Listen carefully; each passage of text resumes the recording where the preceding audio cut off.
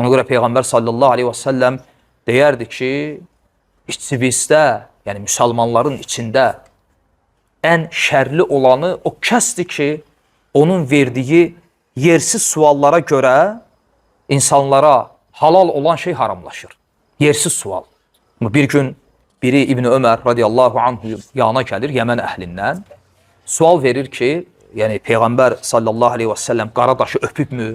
Ümumiyyətlə qara daşa öpmək, qara daşa toxunmaq, tavafda, həc və ümrə vaxtı bunun hökmünü soruşur. Hökmünü soruşdu, sual verdi, vermədi? Verdi. İndi İbn Ömər cavab verməli deyil. İbn Ömər də cavabında deyir ki, Peyğəmbər sallallahu aleyhi və səlləmi gördüm, qara daşı öpdü və ya ona əlinə toxundu. Suala cavab verdi, vermədi? Verdi. Həmin Yəmənli kişi başlayır ki, ya İbn Ömər, birdən izdihama düşsəm, səncə necə eləyim? Birdən belə olsa, səncə necə eləyim? Birdən belə olsa, səncə necə eləyim? İbn Ömər də deyir ki, o səncəni saxla Yəməndə, mən gördüm Allah Rasulü qaradaşı öpdü. Mən Allah Rasulunu qaradaşa toxunan gördüm. Deməli, İbn Ömər neynədi? O qapını bağladı.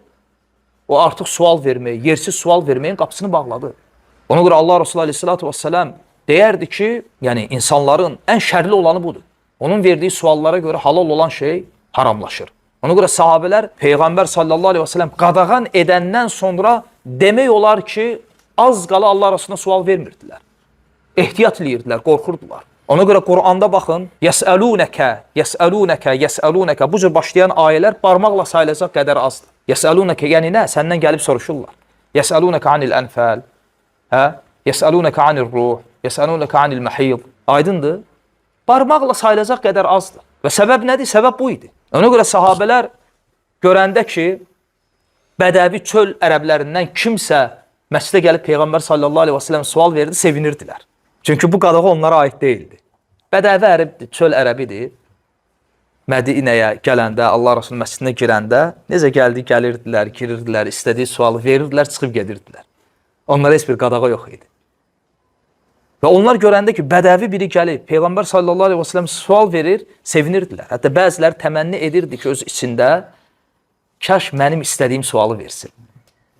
Sualımın cavabını tapım. O qədər həzər edirdilər. Niyə? Çünki həm ayə nazil olmuşdu. Ayə nazil, təsəvvür edin, ayə nazil olmuşdu Quranda ki, ey iman edənlər, cavabı sizə bəlli olandan sonra peşmançılıq yaradacaq sualları verməyin. Nəhi gəlib? Həm də bu hədislərə görə.